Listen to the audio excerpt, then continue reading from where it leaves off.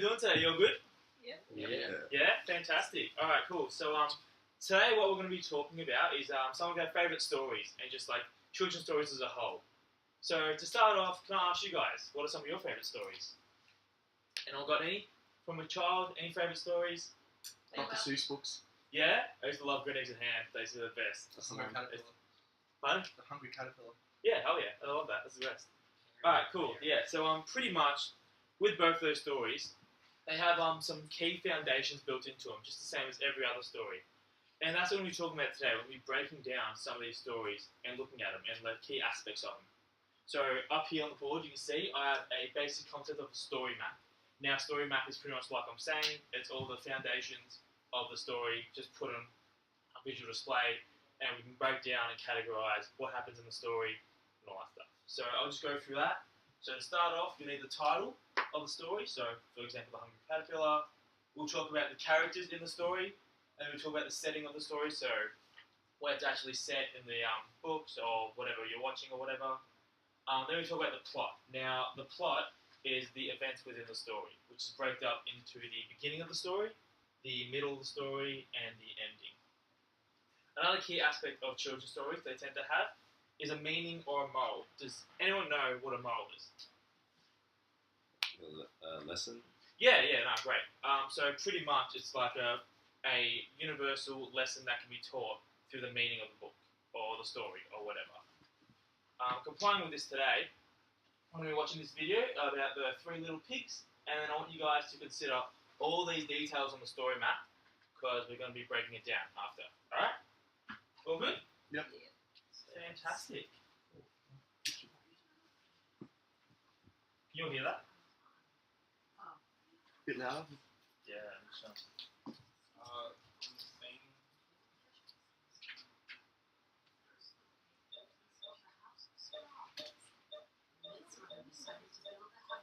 I'll go back to the start. That's alright. So we? Yeah. Three little pigs. Once upon a time, there were three little pigs, and the time came for them to seek their fortunes and build their houses. The first little pig built himself a house of straw. The middle brother decided to build a house of sticks. It wasn't either a very strong house, but the third pig, the oldest, decided to build a house of bricks. He did not mind hard work because he wanted a strong house, because he knew that in the woods nearby there was a wolf who liked to catch little pigs and eat them up. When the three houses were finished, the three little pigs were happy dancing and singing, "Who is scared of furious wolf, furious wolf, furious wolf? Who is scared of furious wolf?" Just as the first little pig reached his door, out of the woods popped up a big, bad wolf. The little pig squealed with fright and slammed the door. Little pig, let me come in," cried the wolf. "Not by the hair of my chinny chin chin," said the little pig. "Then I'll huff, and I'll puff, and I'll blow your house in," roared the wolf. And he blew the little straw house. Away raced the little pig to his brother's house of sticks. The wolf was really angry, so went behind the youngest pig, the house of sticks, where the pigs were singing, "Who is scared of furious wolf, furious wolf, furious wolf? Who is scared of furious wolf?" Suddenly, the wolf roared, "Open the door, let me come in." "No, we won't," said the pigs. "Then I'll huff, and I'll puff, and I'll blow down your house," roared the wolf, and he blew down the little house of sticks. The two little pigs raced away to his big brother's house of bricks and started to sing, "Who is scared of furious wolf, furious wolf, furious wolf? Who is scared of furious wolf?" This made the big wolf perfectly furious. "Open the door, little pigs, let me come in." "No, we won't." "Then I'll huff, and I'll puff, and I'll blow down your house." But he couldn't blow down the little house of bricks. He decided to climb and get in through the chimney.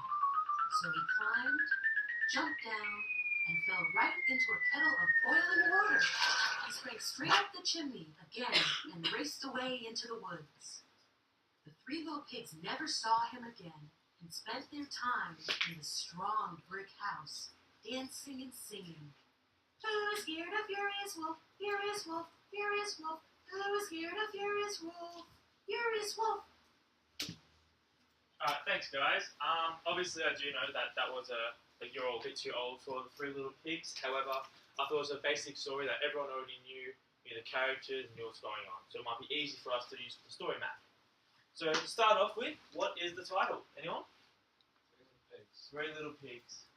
Thank you very much. Right, fantastic. Anyway, next are the characters. So who are the characters in the Three Little Pigs? The Three Little Pigs, yeah. Alright. And the wolf. And the wolf. Thank you very much.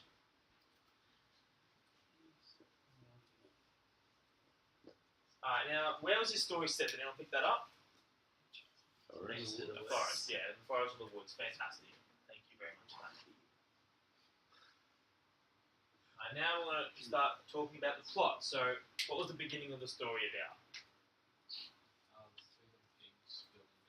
Building their houses, fantastic. Alright, so building houses.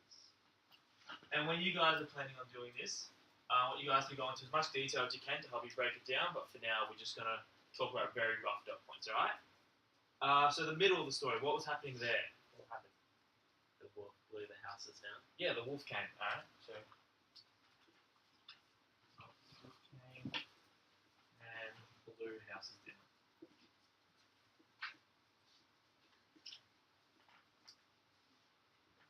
Fantastic. And the ending of the story, what happened there? The wolf blew down the brick house and was chased off. Couldn't blow brick house. And the wolf fled.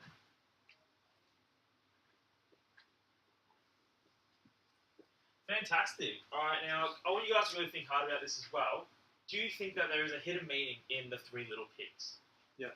Yeah? What is it? Building Maybe- our houses using proper building codes and structurally safe materials. Okay, I'm looking for more of a universal meaning for that. But that's still good though, that's pretty much what it is, yeah? If you put the hard work in initially, it'll hold you in good stead for the future rather than half-assing something. Yeah, fantastic, that's great, yeah, so it's pretty much hard work pays off.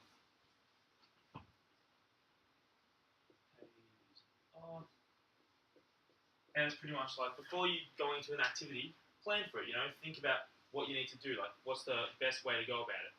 Which is kind of why we're doing this story map here. We've got to plan our activities beforehand and think what we're going to do.